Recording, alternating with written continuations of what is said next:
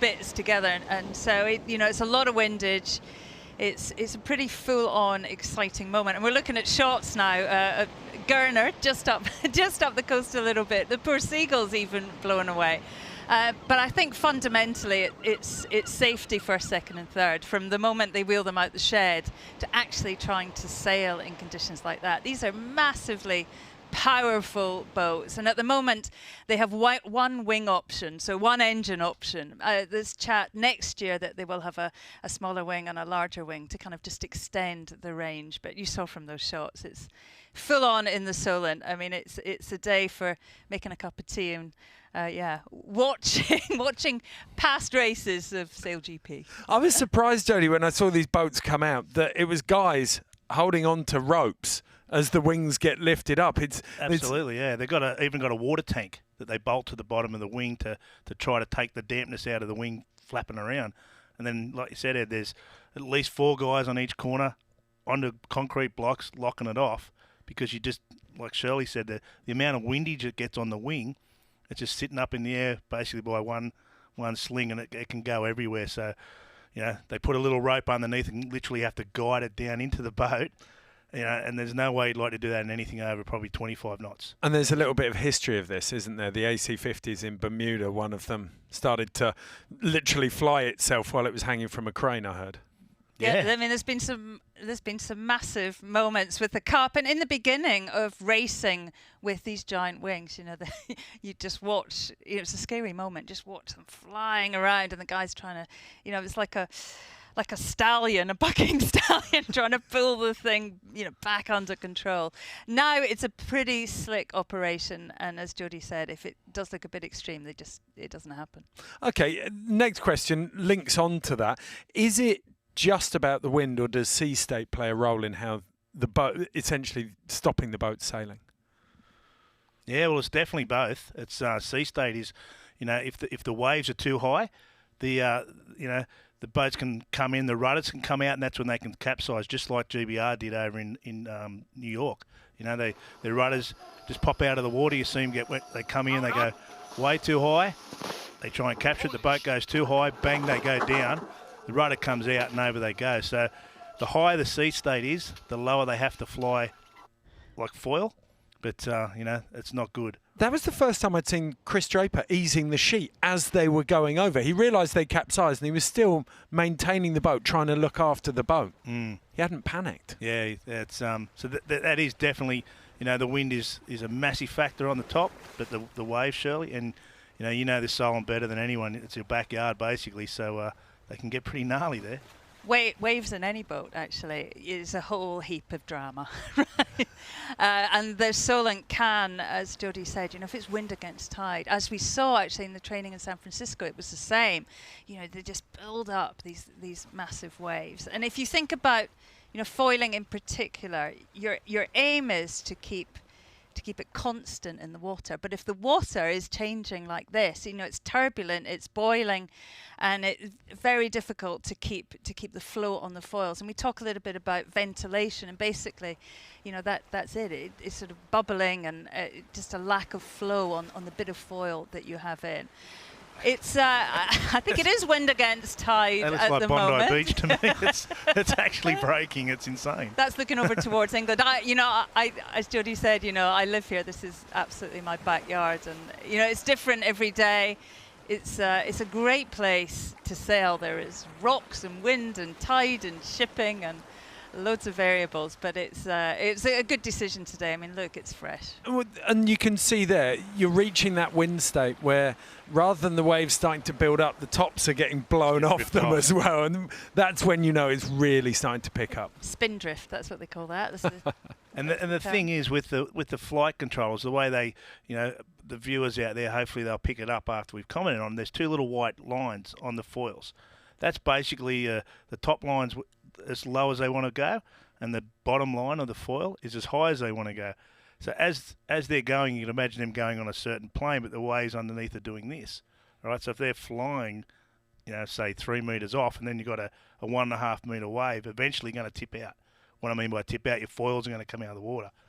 Over you go. So the flight controller has to almost catch the waves, the peaks and waves of the trough as well. So there's so much going on. It's not just a matter of what we call a displacement boat that's in the water and can just go through the waves. So it's pretty easy, isn't it, reading swells at 60 miles an hour? With a fire hose in your face.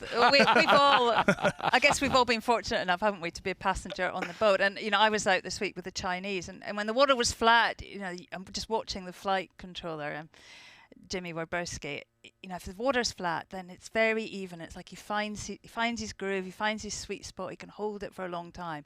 Introduce waves, his hands are just like going like this the whole time, and he can never. It was like properly struggling to find a sweet spot. And I think the wavier it gets, the more we will see, I guess, the Japanese particularly, and the Aussies, just smoothing it out. It's just a whole level of complexity for flying these giant machines. It's interesting because that brings it back to the ride height, doesn't it? Where we've seen the Japanese and the Australians operating in that last 20 centimetres and getting that extra 2% of speed out of the boats by being able to do that. Well, Shirley says in commentary all the time, the higher you go, the faster you go, the more risk you got of tipping.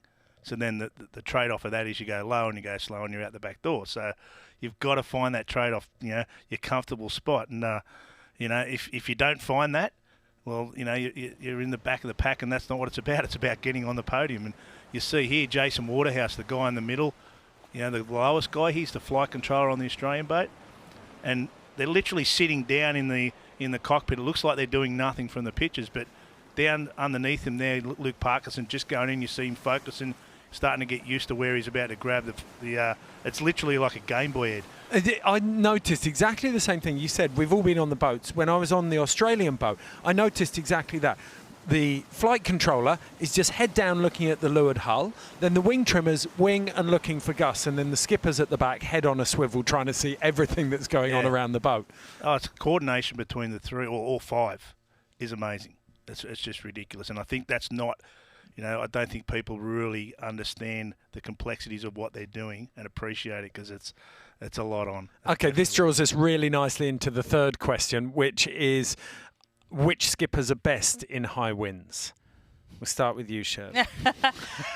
My money. Hot potato. I guess fundamentally it's a team sport. And we're looking at the teams. We're not looking at one specific skipper. But the skippers do. They set the tone. They set the ethos. They set the amount of risk they're going to take. And for me, the safest, steadiest pair of hands is Nathan Outteridge and the Japanese team. He knows when to send it and he knows when not to. And that comes from, the two guys who are flying his boat and operating the wing. He's done hundreds and hundreds of days sailing with them. They hardly even say anything. And they know the style, they know the amount of risk they want to take, and they're very, the harder it gets, the better they will look, they will shine. You look at the Aussies, also a very polished team, but to me, Tommy Slingsby, his chin's out, he takes risks, and we could well, as we get, I guess, closer into the sharp end of this series and closer to that $1 million, he could take more and more risks. So expect the unexpected, I think, with the Aussies. What do you think? Is it all about the skipper in high winds, Jody? No, absolutely not. And this is what we alluded to before, Ed. It's about the whole team effort. The skipper now, from Sydney, the skipper was pretty much driving the boat, steering the boat, foiling the boat, the whole lot. That's flipped on its head since we've got the new flight control system. San Francisco, half the teams were using it, half weren't. We've come over to New York. Pretty much all of them were, except for I think one. I think one might have went back to the skipper. But now I think it was. We talked about this earlier. Billy Besson did it, and it was because that duty of care idea, where he felt responsible and he didn't want to put too much pressure on the team. But as we saw, it didn't work for them. Well, Japan do exactly that. No matter where we're racing, Nathan will take the flight control at the top of the course, and during a high risk manoeuvre, so a cross or something like that, because he's steering, he wants to know where he is on the flight control. But then he hands it over to Luke Parkinson, and then the wing trimmer has to do their thing, and the grinders have to do their thing. Everybody's got a role on the job. It's not just the skipper. It's pretty amazing. Okay, so which team is best in high winds? Let's rephrase that question slightly. You've answered it. Nathan. definitely. He's measured and relaxed. What do you think, Jody?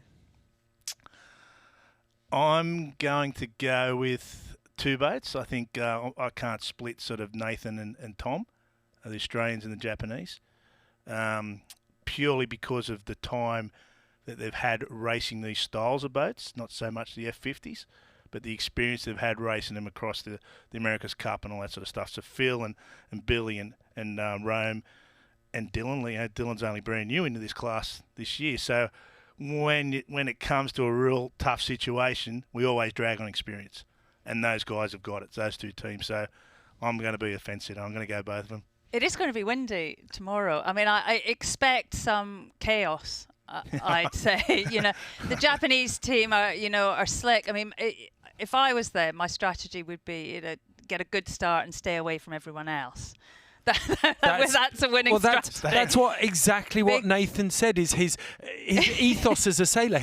What he's grown up sailing, the class of boats that he's sailed, that's always been the strategy. Whereas the laser for Tom has always been very combative. He wants to sit on top of people. He wants to get in the mix. Whereas Nathan's trying to get away, find his own lines and make his own space. Yeah, and the only way, I guess, he's not going to be in that final in Marseille is if he gets into trouble with other boats, or he has a big capsize, or he takes too much risk. So, but I think racing's going to be pretty loose tomorrow. There's a lot of teams, determined to kind of show what they've got, particularly the British. I think also the Chinese. He's got a new wing trimmer. He wants to come out and put on a good show, and it will be a good watch. I'm properly looking forward to it. I'm pumped. I can't wait. Okay. Jody, Shirley, thank you so much. F50s are on the water for the first time on the Solent tomorrow in British waters. It's going to be a mouth-watering prospect. We'll see you there.